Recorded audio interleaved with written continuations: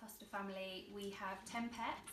They are 3 Westies, Saffron, Belle and Beau, 5 tortoises, Herbie and Bernadette, Amy and Sheldon and Penny, and we have the 2 rabbits who are Poppy and Daisy. And the fact that there is several dogs I find really helps, because we've got several children and everybody can have a cuddle at the same time and everybody can get that attention really. The children that we've had and young people that we've had have often spent more time with the dogs initially, because you can have a chat if you want to chat, you don't get quizzed, you don't get asked anything, and they're just lovely company. So this is what we call the den, and it's our semi-independent room, but this goes down really well. It's got its own entrance, it's got its own set of rules. It is somewhere to practice being independent but safely. We're all in the house, they've got access to the house all the time. I've got a key for the den as well, so it's still one home, but this is a separate area for privacy. We've got rooms in the house for younger, under 16-year-olds. This is probably my favourite and most important thing, and it's our welcome book. So we don't really discuss this book, it's just left on the child's bed and in their own time they just go through it. But what is so important to me, because it introduces our family, there's photographs of everybody that's in our house and a little bit about them as well, what things they like, how old they are. And I think that it's, in the early days, it can be so daunting, and it's who am I with, and it's actually really nice to have a little bit of an explanation, and they also can create talking points. Because food and meals are such a high anxiety area for nearly all of the children that we've had, I like them to know what's coming, and I like them to be able to plan and not worry about their evening meal. So we have a Monday to Friday system, and on Sunday I'll plan out what we're going to have, and they simply just tick their name if they want it. And I have found that since we've introduced this system, I'm not getting asked at breakfast what's for tea, because children were obviously concerned, they were asking the question, and it's there, they open it up, and it's really lovely because spaghetti bolognese always goes down really well, and on Sunday you can hear the little whispers, I can't wait till Wednesday. Before a new foster child comes to join our family, it is an anxious time, but I would say it's more exciting than anything else, and we've got a lot of trust in the county council for matching us to the right placement. So before that child arrives, we don't question are they right for us, because we're confident that they will be. I would say to people thinking about fostering to ring the local authority and ask as many questions as you can. When I tell people I'm a foster carer, a lot of people immediately say, I've thought about that, or I want to do that, and haven't. And I'll always question, well, why did you not make that call, or why did you stop?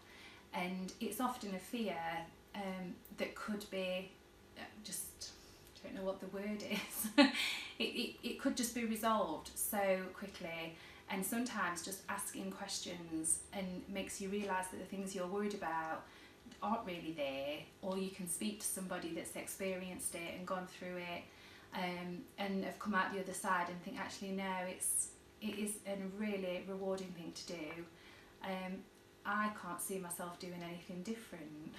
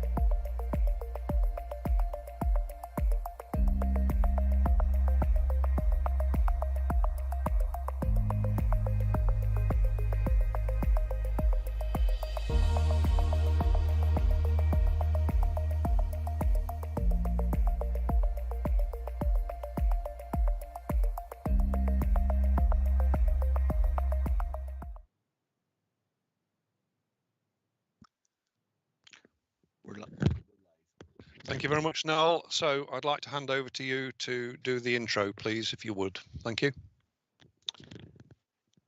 Yes, Chair, thank you. For the benefit of the broadcast, I'm now going to list the expected attendees today and to advise on arrangements for today's meeting. As well as the Chair, the committee members present in the meeting today are Councillors Pauline Allen, Councillor Jim Creamer, Councillor Glyn Guilfoyle, Councillor Kevin Greaves, Councillor John Handley, Councillor Vaughan Hopewell, Councillor Tom Hollis, Councillor Bruce Lawton, Councillor John Ogle and Councillor Phil Rostons.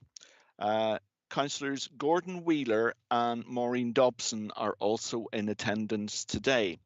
We also have the following officers present today. Adrian Smith, Corporate Director, the Service Directors Derek Higton and Matthew Neal, Group Managers Sally Gill, Gary Wood and Mark Walker. Via East Midlands is represented by Doug Coots. Managers Gareth Johnson, Sean Parks and Kevin Sharman are attending today, and other officers may be called upon to provide information during the meeting. These will be introduced at the appropriate time. The meeting of Communities in Place is being held in line with the requirements of the Coronavirus Act 2020. Please do bear with us if we experience any technical issues. If we do lose members from the call temporarily, then officers will seek to assist in getting them reconnected as soon as possible, hopefully without the need to halt proceedings. Officers will inform the meeting if they are unable to rectify the problem and if we need the meeting to be paused or adjourned temporarily. I would ask that members refer to agenda pack page numbers when making points during discussions where appropriate. And finally, can I ask that you do keep your microphones on mute when not addressing the committee, and the opposite, to remember to turn it on when you wish to address the committee. But it is important to minimise sound distortion during discussions. So thank you very much, Chair. Over to you. Thank you very much, Noel, for the introduction. We'll go straight to item 1, which is the minutes of the last meeting held on the 3rd of December 2020. I'm presuming, unless anybody waves to me, I think there's one amendment actually. I'll go over to you, Noel, I think. Yes, sorry, Chair, it's just a correction in that Councillor Vaughan Hopewell was present. There's a stray large A against his name in the published minutes, but we'll sort that for the record. Thank you very much. Okay, everybody happy with the minutes? Yes, thank you. I can't see anybody objecting to it, so they're approved. Thank you. Any apologies for absence, Noel, please? None received, Chair. We have a full house today. Thank you. Item 3 is declarations of interest by members and officers, disclosable pecuniary interests, private interests, pecuniary or non-pecuniary. Any interest to declare? Again, I see nobody, so I presume no interest to declare. So move to item 4, which is provisional highway capital and revenue programmes for 2021-2022. Losing my notes for a moment, sorry. The recommendation for this paper is on pages 16 and 17 of the agenda pack, which I propose. Do I have a seconder, please? Yeah, I'll second that. Thank you, Chairman. Thank you very much. And it's Sean, I think, Sean Parks, please. Thank you. Thank you, Chair. The purpose of this report is to seek committee approval for provisional £35.8 million highway programmes which are planned for delivery during 2021-2022 financial year, and that includes capital maintenance, integrated transport and externally funded highway schemes, and these are set out within the report and its appendices. It should be noted that the programmes detailed within the report and its appendices are still subject to Council's 2021-22 budget decisions, as well as the Department for Transport's final funding allocations, which is still pending in a number of cases at least. Approval of the programmes at this time, however, enables us to start the development of the programme, such as the design consultation, so that delivery can start as soon as possible after April 2020-21. Could I draw members' attention to Appendix 1 of the report, which is page 19 of the agenda pack, as 2 lines in the capital maintenance programme were compressed when we actually produced this, so I apologise for that, which made it difficult to read. Members should have been sent a revised version of the appendices, or at least that appendix, but the 2 lines are in there are A6211 Gedling Road Arnold and the B684 Plains Road Mapley, both of which are contributions to maintenance works which are going to be completed as part of the same works as GAR. And that's it. Thank you, Chair. The recommendations stated are set out on pages 16 and 17. Thank you very much, Sean. Excuse me. I'll now invite members to indicate if they have any questions or comments. Any questions or comments, please? Councillor Gordon Wheeler. You're muted at the moment. Yeah, thank you. Yeah, thank you, House Order. Thank you, John.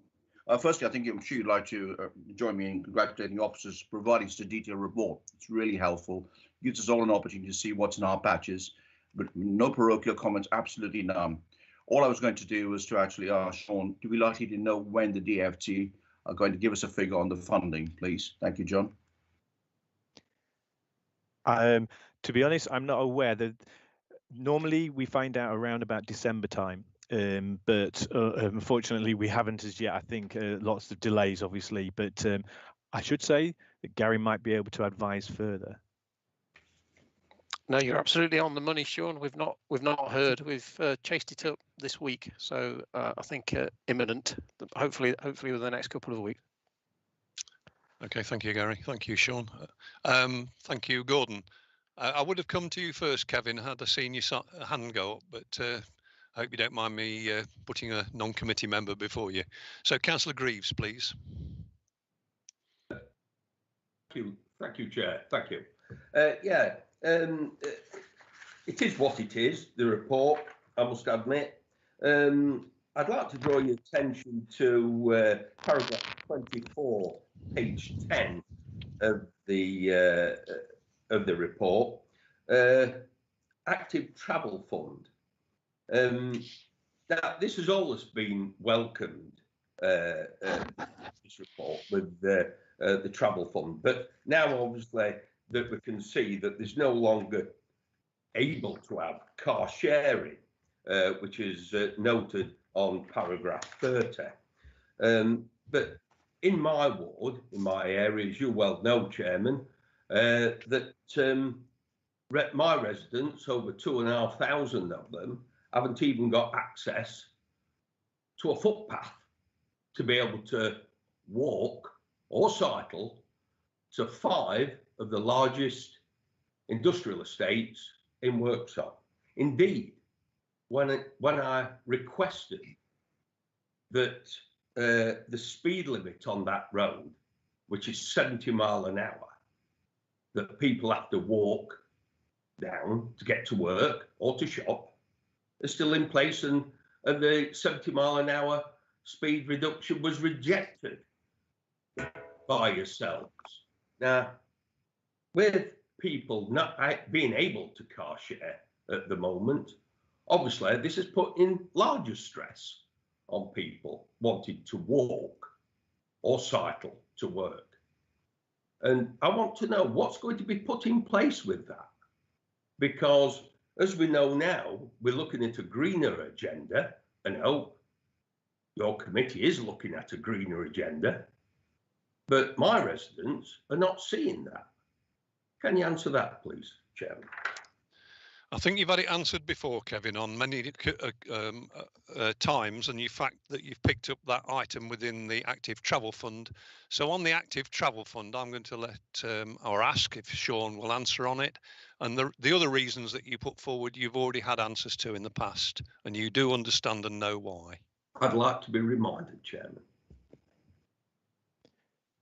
With the Active Travel Fund itself, effectively we were able to bid for funding which had to meet specific criteria for their delivery, and also the schemes had to be delivered within they're meant to be delivered within a specific timescale. Obviously, because of the delays in that funding, that timescale is now being extended, and the schemes that we put forward were the ones that are actually included within the report.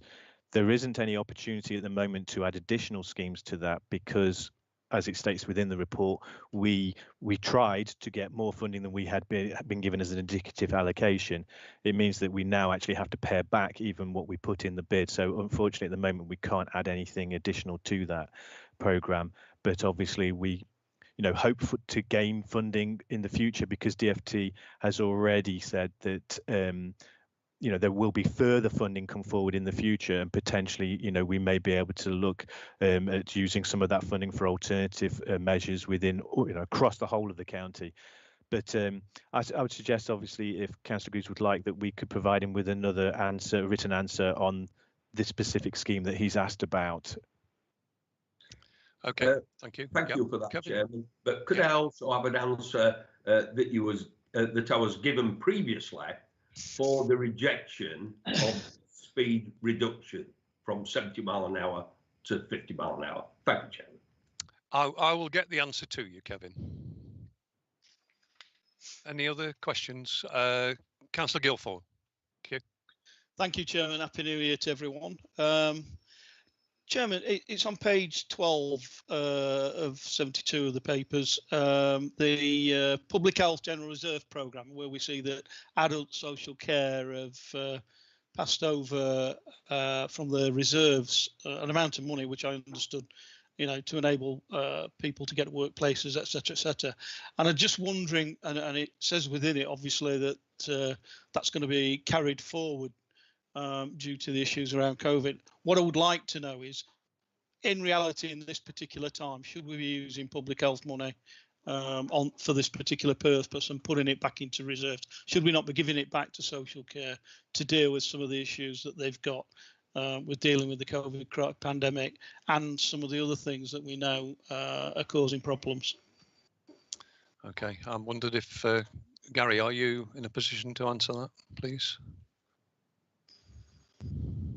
I think, Councillor Cotty, it's one that we'll have to take away and consider and discuss with adults, colleagues. I don't think we've got the answer on that one right now. Okay, appreciate it. Can we come back to you on that, Glenn? Yes, if you would. We take your point. We take your point. I mean, normally in normal times, I would be totally saying that is a good use. It's about linking up, healthy walking, etc., etc. I'm just saying, well, hold on a minute. We've got a particular problem at the moment. Is there any better use for that funding? Okay. And just on another point, Chairman, just in relation to the streetlight energy saving programme, something that we started as when we were in power, and how good that scheme has been, and the fact of the savings that have been made over the period of time, and look forward to other schemes that we can use. The SILEX scheme to actually make savings for the authority and also for the public person. Obviously, that goes back to the public in general. Yeah, thank you, Glyn. We were cute enough to follow it on as well, so we've just had another bid accepted. I'm going back to the public health issue. Ask Derek Higton to say a few words, if you may. Thank you, Derek. Thank you, Chairman. Thanks for the question, Councillor Guilfoyle. Just to highlight that the funding has been made available by public health colleagues previously to us to bid for, but obviously in the light of what is obviously a rapidly developing scenario around vaccination and COVID and so on, particularly in recent weeks, the point you make is an absolutely valid one. So Gary and I and colleagues will go back to public health senior colleagues to ask the question on behalf of committee members as to whether public health colleagues still think it's appropriate for us to apportion funding in the way that they've previously indicated, and then we'll be able to report that back to either the next or a future meeting of the committee. Thank you, Derek. Okay, thank Glenn. you, Chairman. Yeah, yep, thank you. That's fine. Thank you. Okay, is there any other members wish to speak at all? I can't see anybody. So in that case, then, is Councillor Hollis. Oh, just see your hand. Yeah, there you go, Tom. Sorry. No, it's all right, Mr. Chairman. I know members would be disappointed if I didn't contribute. Well, of course. I know we all look forward to it in 2021. But no, I was just wondering where you were, Tom. Oh, I thought I'd let everybody else go first this year. But no, Happy New Year to everybody. Firstly, Mr. Chairman, including all other committee members and officers. And I don't think members will be surprised to hear me say that again. Frustration rings true. More money being spent on Trent Bridge than Ashfield. It seems that we are being forgotten again. A number of smaller projects rather than real investment in highways. I really feel that, I know in anticipation of comments from lead members, we're going to be told that it's the length of road, not usage of road. I just fundamentally believe that the system of the way the highways funding is divvied up is completely wrong.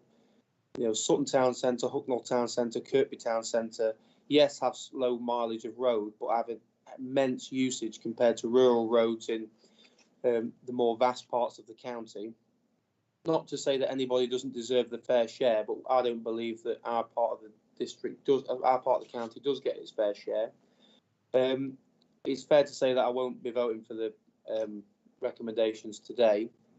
However, I do welcome the small amount of projects that the council have frankly listened to and put forward in the recommendations in the Ashfield district. Thank you.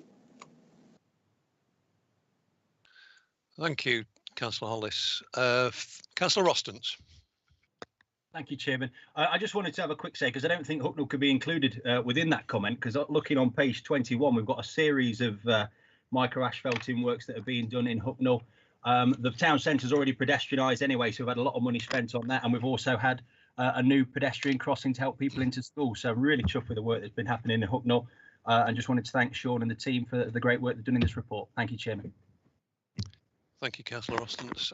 Just to come back, Tom, you'd expect me to say that if you require to get the way that the money is divvied up, then you probably need to lobby MPs and government about it, because we're following the rules that are laid down, where we do it on the length of road within a district, and we followed that all the way through. And also, Trent Bridge is finished, and you should have had a response to that to tell you why it was done and the details in that. But I'm sure that you don't want to share it with the electorate of Ashfield. Councillor John Ogle has put his hand up. Thank you, Chairman. Just to say that a road that was cancelled last year that caused some dismay to some of my community is down to be done this year. So we're catching up, and it's great that this has actually been done. So I was in the same position as Tom. I had deficiencies, but you're catching up, and it's brilliant. Thank you. Thank you very much. Okay, I can't see anybody else, so we'll move to the vote then. So are there any votes against?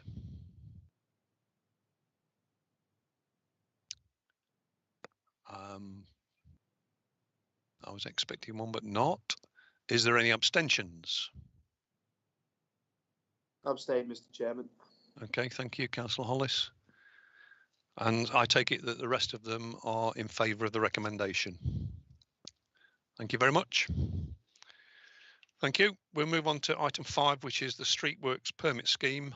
And I wondered if I could ask, I've got to formally move the recommendation, which is on page 40 of the agenda pack. Do I have a seconder, please? Second that, Chairman. Thank you. Thank you, Councillor Rostance. I'll go to Gary Wood, if I may. Thanks, Gary. Thank you, Chair. Yes, this report's an update report.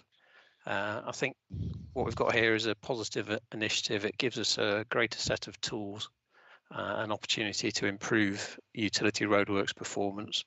But we obviously need to recognise that utilities provide a vital service, so they do need to work on the highway.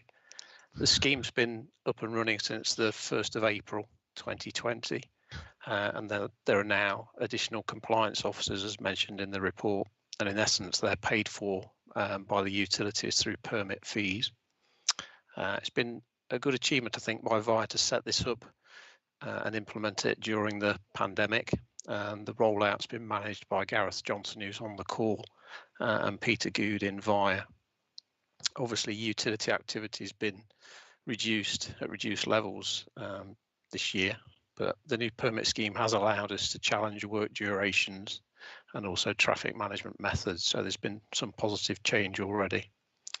A more detailed annual report will be prepared for this committee in the summer, as mentioned in paragraph 12, and I'm happy to take any questions along with Gareth.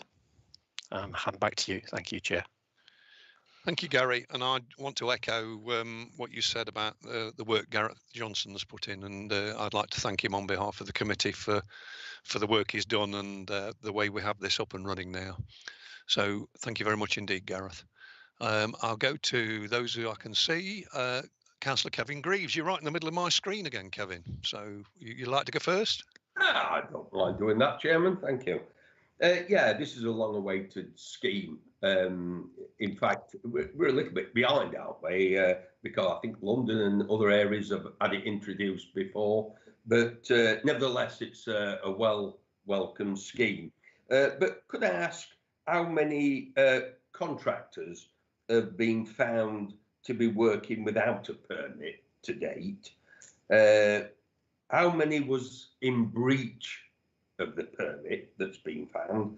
The number of permits issued? And I think I heard you right, Gary, saying that we'll get an update in 6 months' time. Is that correct? Do you want to come back on that, Gary? Do you want to go through the questions? I'll come back on that. That's fine. Thanks for your questions, Councillor Greaves. In terms of the numbers, I don't have those to hand, but we can get those to you. What I have got is some really good examples of specific locations where we've challenged utilities and it's made a difference to the duration of the works or the traffic management. And we've got a list of those that we can share as well. The report that you mentioned, we have to, under the scheme, produce an annual report which will set out all of those details that you've just mentioned and more. So that will be coming to committee in the summer, but I'm quite happy to get a summary to you about the number of permits that have been issued and where we've found contractors to be operating without a permit as well. Thank you, Chairman. Thank you, and thank you, Gary. I've got Councillor Bruce Lawton. Thank you very much, Chairman. It seems to be a disease, this does. Members asking for great long lists of information of officers, using officers' time when they should be supplying a service for us. And better using their time. No, my comment is one really of, well done, Gary. To be quite honest, it appears as though in my patch it's already made a difference. You know, I've no longer had a set of traffic lights which has been left in over the weekend when nobody's been working and the job's been finished, for example, which I was constantly complaining about. So my hat's off to them, really. My hat's off to them because it's really improved the situation, not only for me, for my residents as well. So well done, guys.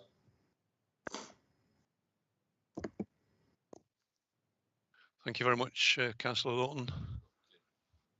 Councillor Guilfoyle. Yeah, I'm just surprised, Chairman, at Councillor Lawton's comments when a member's asking for information and detail.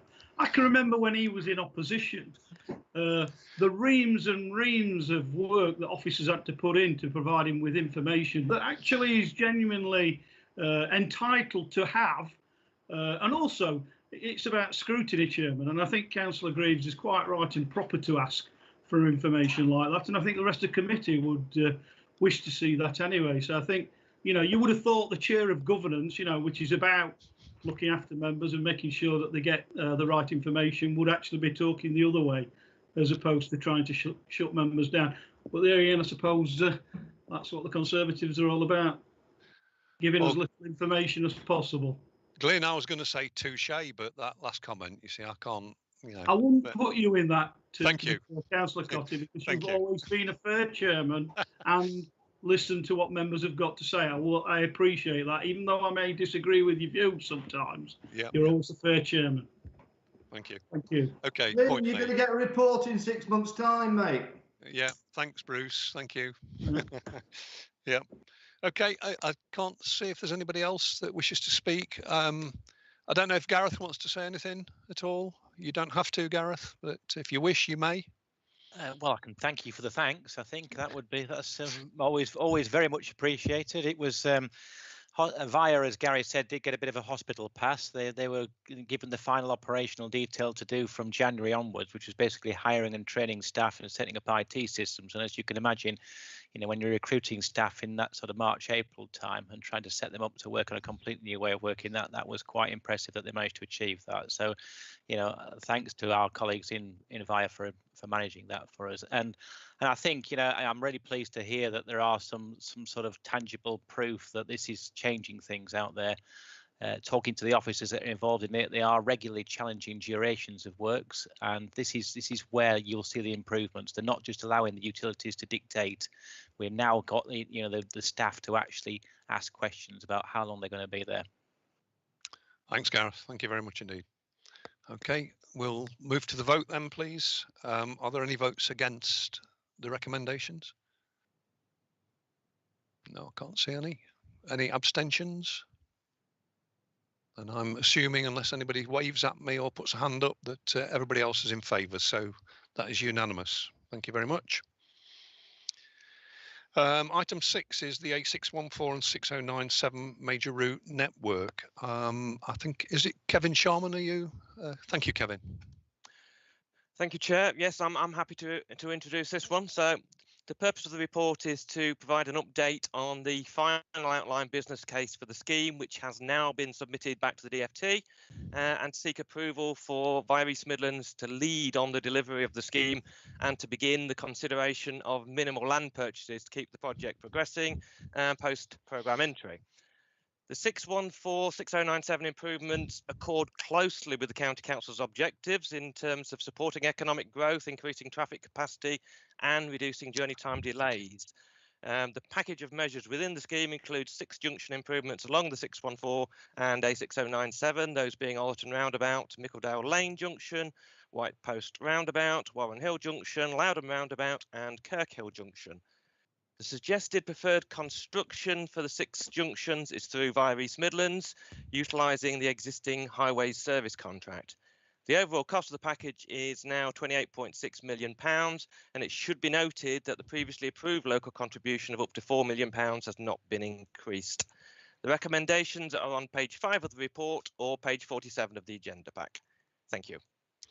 Thank you very much, Kevin. And I did forget to propose the recommendations which you've just mentioned, so I'll do that now. Formally propose. Do I have a seconder, please? I'll second those, Chairman. Thank you. Thank you, Councillor Rostance. And I am looking for speakers. I can see Councillor Lawton. Thank you very much. Well done, Kevin. I know it's a lot longer than what people expect with the announcements that are made, it will have a significant impact on actually residents that myself and Councillor Peck represent. We really are looking forward to these improvements, and Councillor Pringle as well at Allerton Roundabout, which is always one of Stella's issues. It was like Sue Saddington's Callan Bridge, wasn't it? No. So we're passing this update on to all my parish councils, and I think we do owe a debt of gratitude to Mark Spencer as well for hanging on in there and helping us out behind the scenes. But this will have a major impact on many of the residents that I represent, and I look forward to it going ahead. So it's a big pat on the back, Kevin, for keeping it going, particularly in very difficult times. Thank you, Bruce. Thank you for that. It is as well, I think it's been about 2 years that we've been on the case for it since being announced from the Midland Engine for the funding. And I know officers have been jumping through hoops to keep pushing this forward. So I would also like to take the opportunity to thank officers for the work they've done. Is there anybody else that wishes to say anything at all? Okay, thank you. Councillor Councillor Greaves, did you flashed up? I don't know if you wish to speak or not. Yes, I flashed. Chairman. Thank you. Yeah, it's long-awaited improvements, especially the Ollerton roundabout that created or does create massive tailbacks. But a word of caution, actually, Chairman, because when the Rhodes Cottage T-junction was installed, I think that's created another tailback along this road, and also created rat running through Edwinstowe, and quite a bit of it, I must admit, that rat run through the main village centre of Edwinstowe. So I think a word of caution, actually, that we don't create another problem. I can't see the one I could see the one at the Ollerton roundabout. It'll be much welcome because that was horrendous, or is horrendous, and is long overdue of being done. But so that's just it, Chairman, actually. If we don't repeat the mistakes that we've done with the Rose Cottage junction, where we've created people rat running through Edwinstowe and long tailbacks down the 614 down the road. Thank you, Chairman. It seems as though Councillor Lawton wants to waste some more of officers' time, Chairman. Thank you, Kevin. I will accept the traffic lights for Rose Cottage at certain times because I have used that road and it does back up at peak times. But nobody has mentioned anything about rat running through Edwinstowe, but I'm sure that Kevin's made a note of that. We'll take it back to officers, but the local member hasn't contacted me in any way about that, but we're happy to take it on board. Councillor Lawton, I'm going to allow you to come back. Thank you very much, Mr. Chairman. If I may, listening to Kevin's comments, there is rat running going down Eakring Road through Eakring to be able to bypass some of the Ollerton roundabout. But I think once the improvements are made to Ollerton roundabout, that will then stop because people were quite happy to continue down the road knowing that they're not going to be held up at Ollerton roundabout. I do notice that the Deerdale Lane traffic lights are going to be removed from the scheme. So, but what I am saying is that the situation of the residents of Bilsthorpe coming out onto the A614 is extremely dangerous. It's very, very dangerous. And a set of traffic lights there has come up to be the only solution to be able to ensure that thousands of people, not just tens of people, thousands of people are safely able to access the A614. So I'm quite, as a local member, get on with it. I'm quite happy with the traffic lights. I'm quite happy with the systems you've set up, Kevin. It's been a long time coming. Let's get going. Thank you, Mr. Chairman. Thank you, Councillor Lawton. I'm going to allow Kevin to come back if there's no other questions. Thank you, Kevin, if you want to come back at all, or if you're okay. If I can just reiterate what Councillor Lawton's just said, hopefully one of the improvements will be by increasing the capacity at these junctions is we'll cut out rat running along the whole route. That's one of the intentions of the scheme. So thank you very much for the support for the team, and I will pass that on to the members of the team, and we look forward to continuing negotiations with the Department for Transport and getting this over the line once and for all. Thank you very much, Kevin. I can only see Councillor Lawton's hand still up, but I'm sure it's by accident. Sorry, it's yes, okay. Any other speakers? I don't see any. Okay, so we'll move to the recommendations. Are there any votes against the recommendation? Any abstentions? Then I'm taking it as it's everybody in favour. Thank you. The majority, everybody is in favour. Thank you. We'll move on to item 7, which is the update on key trading standards and community matters. Can I ask Mark, please, if he would present the paper? Thank you. Oh, well, sorry, Mark, I was meant to propose the recommendations, but there is an amendment to them, which is an item 3, which approves the immediate reopening of the COVID-19 Community Fund for the period to the 31st of March 2021, along with the other two recommendations I will propose. I'll have a seconder, please. Anybody seconding that? Yeah, sorry, I'll second that, Chairman. I'm just trying to get my mute off. Thank you, Councillor Handley, and I'll pass over to Mark Walker. Thank you, Mark. Thank you, Chair. As ever, the report flags key matters of interest to members, addresses questions raised at previous committees, and also seeks approval for those decisions. Just like to pick up a few items, if I may, by way of an update. Firstly, COVID work continues to be a focus for a number of officers in the service. Members were very supportive of one particular area of this work, and that was regarding the ensuring the safety of hand sanitizers and face masks. Just to update that visits and enforcement work has continued. The focus has been shifted onto larger chain stores, and we have identified some issues there. So we've been working with the Office for Product Safety and Standards and also the Primary Authority Trading Standards Services for those businesses on those issues. Examples have been child appealing hand sanitizers with high alcohol contents, things like that. I'll get the latest data and provide a more detailed update for the next report. Next item then, at paragraph 33 onwards, the report discusses the work of the service in terms of tackling the spread of certain animal diseases. Clearly a very important responsibility for this committee. Hopefully the report gives a good understanding, sets out a good understanding of the work and the protections in place for members. Avian flu is the notifiable animal disease at the present time that is most likely to require a response in Nottinghamshire. Members are probably aware, and I think Councillor Lawton raised at a previous committee, there have been a number of outbreaks across the country. We've had recent outbreaks in Leicestershire and in Derbyshire. We're in a state of readiness to respond. We've been talking to regional colleagues to understand what the likely requirements are.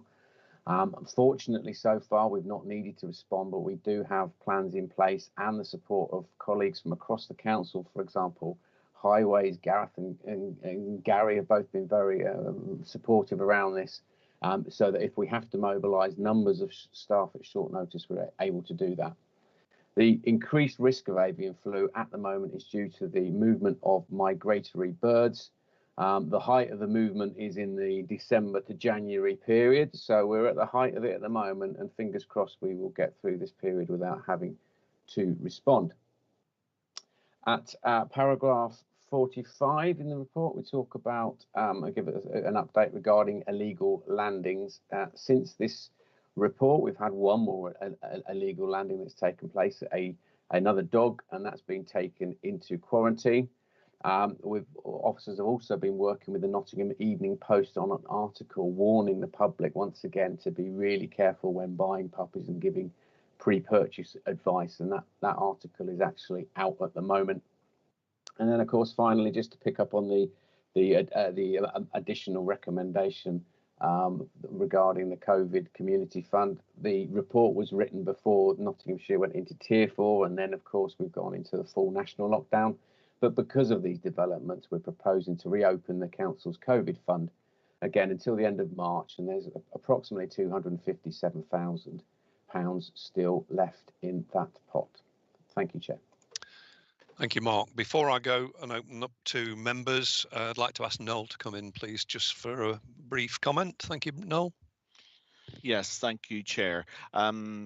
Committee members will be aware that the altered recommendations have been sent to them, and I trust that all committee members have received and read them.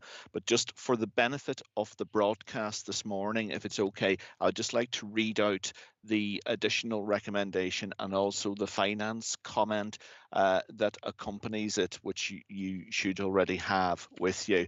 And there, just for clarity, the additional recommendation is that the committee approves the immediate reopening of the COVID-19 Community Fund for the period to 31st of March 2021. And the additional financial comment specific to that recommendation is that £742,886 of the £1 million COVID Community Fund has been allocated to date. Therefore, £257,114 is available to be allocated in the period to 31st of March 2021. Thank you, Chair. Thank you very much for that clarification, Noel. I can see two speakers. Councillor Greaves, please, if you'd like to come first, then Councillor Lawton. Thank you, Chairman. Yeah, getting preference today. Thank you very much. Yeah, an excellent report, Mark. As usual, absolutely brilliant, really, full of detail. It's what every councillor requires. There's no doubt about that. But my attention's drawn to paragraph 21 of page 51, fireworks. I imagine I'm not the only one who over Christmas and New Year's been blighted with these things going off. It seems to be more than ever now. But on paragraph 21, I was quite astounded really to find that it's allowed to have a storage place of 2,000 kilograms, that's 2 metric tons of fireworks to be stored in a unit, which is quite astounding, really. And new licenses have been issued. How many licenses have been issued altogether, Mark? Could you tell me that? And unless it's in the writing, I've missed it. And how many shops are now stocking fireworks? Because I believe that Sainsbury's no longer storing or selling fireworks at all. And then we come on to the diseases on page 53, paragraph 35. I mean, there's one or two real nasty diseases on there with anthrax, and there's also blue tongue that could be very nasty, and the brucellosis, which sounds to be very nasty. But where in Denmark it's been reported that mink can carry COVID. Are we looking into that of animals in this country that potentially the COVID virus can cross into the animal population? Are we looking into that, Mark, at all? Thank you. Thank you, Chairman. Pleasure, Kevin. I'll hand it back to you, Mark. I was going to go and get all the questions, but I thought after that one that there's quite a bit there that you might wish to come back on. Okay, thank you, Chair. Thank you, Councillor Greaves. I'll confirm the numbers regarding fireworks for you. The Planning and Licensing Committee is the committee that oversees the work regarding explosives, but I believe it's a total of approximately 30 licenses. But let me check that out and absolutely confirm in the next report. The Trading Standard Services generally look after the smaller explosive stores. The larger ones are then regulated by the Health and Safety Executive. So I can find out how many of those are in Nottinghamshire as well, and add that and report back to committee regarding that. With regard to animal disease and the question around COVID and whether animals can carry it, etc., that's something I would take away and talk to public health colleagues around. It's not something that I'm aware of. Not heard of that. I think public health and we'll be looking at those type of things. But I can provide an update at a future meeting for you, Councillor Greaves. Thank you, Mark. Okay, we'll try and go through the questions now, Mark, and then come back at the end if that's okay, unless there's something you want to actually come in on. Councillor Lawton, then please, and then Councillor Creamer. Thank you very much, Kevin. My daughter's listening. She thinks you're a killjoy with your view on fireworks. So there you go. Not only just me thinks you're a killjoy, my daughter thinks you are as well. But there we are. That's by the by. My comment really was one of the APFA avian flu situation thank you, Mark, for that update. Because it's a bit like COVID, avian flu. It has been known to jump species, and I'm really pleased that you're on the ball with it and that you're up to date with the controls necessary to be able to deal with this disease. You're well aware that I get the app for notifications because I used to be in that industry, and they just kept me on the register. So I've been watching the disease. It has slowed down a bit this last fortnight, 3 weeks, but it is still a significant risk. I make the comment, really, I just wish they'd had the same level of control in Wuhan as that we have with our trading standards and keeping the finger on the pulse as far as local elected people, representatives are concerned, and then perhaps we won't be in the ruddy mess we're in now. Anyway, there we go. Thank you, Councillor Lawton. Councillor Creamer. Comment on that, Mark. Last comment. Councillor Creamer. Thank you. I've just got one question, but before that, the comments on being a spoil sport and all the rest.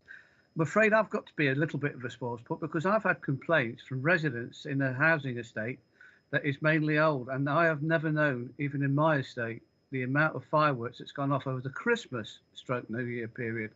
So yes, there's been lots of complaints, not just animals, I'm afraid. On page 50, item 9, the zinc bar, just an update, because very recently, and I can't remember the times, it was closed down again. So on that, the zinc bar, which says it's been reopened, has now lifted as the owner put in place. Is that current or is that previous? And so I can't get the dates right. But apart from that, thank you, Chair, and everybody have a safe New Year, whatever safe. Thank you, Councillor Creamer. I've got Councillor Guilfoyle. And then if there's no other members, I'll go to Councillor Dobson after that. Thank you. Yes, Chairman. Hopefully the resolution that will come to council will resolve the issue on fireworks and the things that go bang at night. Unfortunately, where I live, we have a tendency to get fireworks going off probably nearly all year, and some really, really large bangs and going off. So, for me, I don't want to see fireworks in the sense of the way that when they have exploded and the colours and everything, the vibrancy of that. What I want to do is stop the bang. If we can do that and have fireworks that go up and look, you can still go ooh ah, then fine. But the noises that are frightening the pensioners where I live is horrendous. Mine is in relation to scams, Chairman, and I'm just getting really concerned about the number of scams around the COVID issue. I've obviously, a relative of mine got one, which obviously she hoped was true, where it said that the government were contacting her to tell her that there was a payment of £284.76. Don't know why. Was waiting for her that the government have released it as a payment because of COVID, which they'd promised. That came in a text. We've also seen the scams that are currently going off around vaccines, where people are being told, they can get vaccines, etc., etc. And I think, we really do need to do quite a bit of publicity around it. I know we're doing a lot of work at the moment, but I think a lot more could be done publicity-wise regarding these scams, because it will be predominantly the vulnerable people that will sort of take notice of this and think it's a good idea. You can't believe that people during this particular time will want to take advantage of them, but they're the type of people that will anyway. But we put that warning out about scams, and if there's any more publicity that Mark and his team and even yourself, Chairman, can do around identifying these scams for people, to let them know what is out currently as a scam, to make people realise that these messages aren't real. Thank you, Councillor Guilfoyle. I'm going to go to Councillor Dobson, and I've got Councillor Handley wishes to speak, so I'll ask him after that. Councillor Dobson, thank you. Thank you, Chairman. I mean, if Councillor Handley wants to speak first, I'm not a member, so I appreciate you allowing me to ask a question. No, we'll let him wind up. Oh, all right. Okay. Yeah, thank you. Right, page 52, environmental weight restrictions. First of all, can I just say through you, Chairman, and the committee, to Mark, can I thank Dean, Mark, for what he does and say well done, because he spent quite a bit of time, obviously, on the 1133. But in your report, the general consensus seems to be that because there's less traffic about, that's why there's been a reduction in lorry watch and all the problems that goes with it. Well, I'd love you to come over to this side of the county because there's been no reduction in traffic. In fact, it's quite frightening. We're in a lockdown situation. And I thought lockdown meant lockdown. I thought that's what the Prime Minister said on Monday. And consequently, we've got cars zooming up and down the A46, the A1, the A17, into Near, round and about. I mean, it's manic. It's no different to what it's always been. And I don't know what the problem is with people, but why are we not getting to grips? And so therefore, what I'm saying, Chairman, is if Mark and the team can actually come up with some, I know it's resources, I realise that, and it's not just resources as far as finance is concerned, Chairman, it's resources as far as people are concerned. But if we could just actually come up with some form of ideas of how we can actually stop people doing or slowing people down. That's the big problem. It's the speed all the time and the amount of traffic. And of course, the big problem is with us on this side of the county is they're coming from Lincoln down the A46 and they're tearing across to Nottingham to go to work, or they're going to Leicester. I thought people had got to work from home if they could. Most of our staff work from home, Chairman. And if our staff can do it, why can't everybody else's staff do it? Anyway, thank you for allowing me to ask pass comment, but I just want Dean to be thanked. He and the team have been very good. And I'm sorry, Mark, I can't remember the new lady's name. I do apologise, who took over from Sarah. She's very good and very helpful. But I do think if you could come up with some form of idea, probably as the nights get lighter, we might be able to do a bit more watching, inspecting. I don't know, but thank you for that, Chairman. Thank you, Councillor Dobson. I only come into County Hall for the meetings, for the committee meetings, because of IT support and officer support. But I can assure you it is -4 outside. I think it's -6 in here. So I would rather be working from home, I can assure you. Even Adrian Smith is sitting on his hands at the moment. So I think working from home is a bonus. Councillor Handley, thank you. Thank you, Chairman. I just wanted to reinforce what Councillor Guilfoyle was saying about the scams. I mean, we know the number of scams about people being offered tax refunds, being told to give details for television licence and all of that. I am concerned, though, the latest one, which was reported significant last night in the news about people being asked to pay for vaccinations. And of course, everybody wants their vaccination now.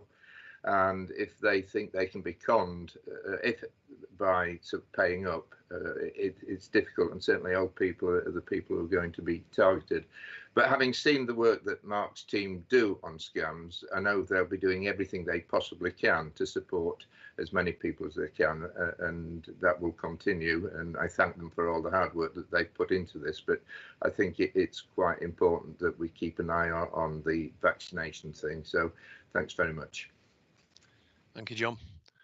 Well, bad news is, Mark, there's no more speakers, so I'm going to pass it back to you to answer some of those questions, please. Thank you very much. Okay, thank you. So, firstly, Councillor Creamer and the situation with the zinc bar. The order that the direction that was made under the number 3 regulations has been lifted because, as it said in the report, it did satisfy the requirements around that particular order, which is the one that the County Council issued, that direction. I will check out to make sure that that is still the current situation, though. Of course, there are other powers district councils may have, so I don't know whether you might be referring to that, but I will double check. I think if lockdown was lifted, I believe that bar would be able to operate because it's got house in order, as it were. Moving on then to Councillor Guilfoyle and good point around scams. Yes, there are a lot of scams going on at the moment. We issued a neighbourhood alert yesterday with the direct messaging system out to communities regarding a scam that was going around vaccinations. As I think I've mentioned at previous committees, the Safer Nottinghamshire board has a particular focus on scams. We ran a campaign just before Christmas on some of these issues. We continue to have discussions with colleagues in communications on these issues, and so yeah, very happy to look at see if we can get some more publicity. Clearly, it has to fit in with other COVID messages and in terms of what needs to go out at any particular time. But yeah, happy to revisit that and try and prevent as much of this as possible, because it's not good at all.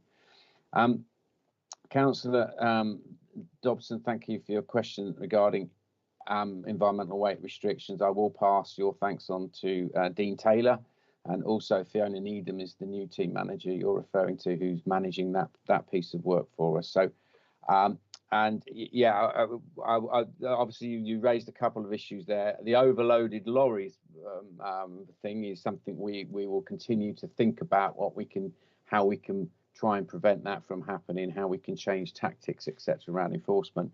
Regarding speeding, perhaps I could invite Gary Wood at the appropriate moment to pick that issue up there. You raised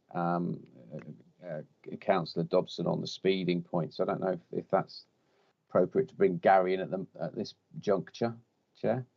Yeah, if Gary wants to make a comment, yes, that's fine. Thank you, Mark. Thank you, Chair. Thanks for your question, Councillor Dobson.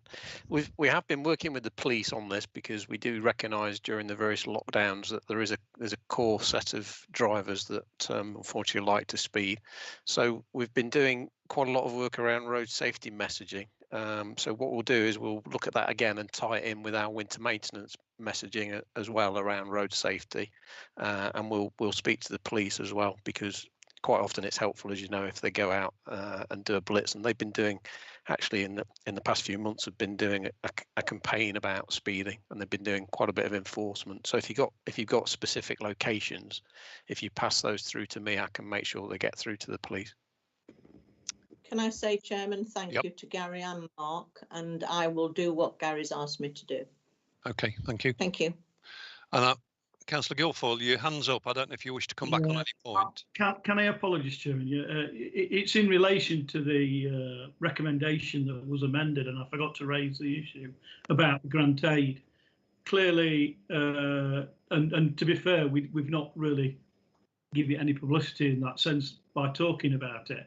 I just want, because it's an important fund, Chairman, as you well know, and it's done a lot of relief out there. I just wondered when it will be. Will the application forms be going online again straight after the committee?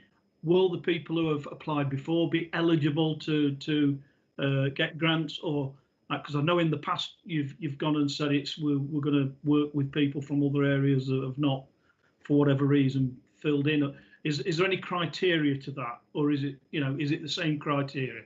And I'm sorry, Chairman, it's just I've forgotten to ask that.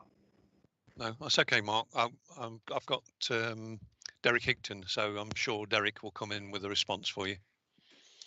Yes, thank you, Chairman. Thanks for the question, Councillor Guilfoyle. Yes, we'll certainly put the application forms back online as quickly as possible, subject, of course, to committee decision in a moment or two. The criteria remains unchanged, but we'll continue to work with partners, both district and borough council partners, but also our voluntary and community sector partners, to encourage bids from appropriate organisations all around the county, and we'll be doing that as a priority following committee's decision today, so that we can ensure that as far as possible we can disperse the funds as quickly as we can. Thank you, Derek. I think that's okay for you, Glenn, is it? Yep. Yeah. Okay, and thank you, Mark. Is there anything you want to add, Mark? Is that okay? I think that was all. Thank you. Thank you very much. So I don't have any other hands left. So we'll move it to the vote then. Anybody against the recommendations? No. Any abstentions? No. So I'm taking it a unanimous vote. Thank you very much indeed. We move on to agenda item 8, which is traffic regulation order for Cropper Road and Glebe Lane, Ratcliffe-on-Trent. Prohibition of waiting and no stopping on entrance clearways. Traffic regulation order 2021, order number 8284, and Cropper Road, new zebra crossing. I would ask Doug Coots. I'm proposing that recommendation. Before I go to Doug, I'm asking for a seconder, please. Happy to second that, Chairman. Councillor Rostance, thank you very much. Doug, thank you very much. Nice to see you. Thank you, Chair, and a happy New Year to everyone. So the purpose of this report this morning is to consider objections received in respect of the traffic regulation order on zebra crossing on Cropwell Road and Radcliffe-on-Trent. Following consultation on the scheme, details of the scheme are provided on the plan on page 65 of the report. Following consultation, there are 5 outstanding objections, details of which are provided within the report, together with the response. I should note that the scheme has the local member support, and the recommendation is, as you've stated, is stated on page 63. Thank you. Thank you, Doug. Anybody wish to speak? Can't see anybody, so we'll move to the vote then. Anybody against? Nope. Any abstentions? No. So that's unanimous, thank you. Move to item 9, which is the work programme. Anybody, any comments or anything to say on the work programme? Happy to accept the work programme? Seems so, thank you. So that's unanimous. So that comes to the end of the meeting. Thank you for your input, and let's hope it gets warmer soon. So thank you very much. Cheerio. Look after yourself, Chairman. Yeah, well done, Chairman. Thank you, committee. Thank you. Thank you. Thank you.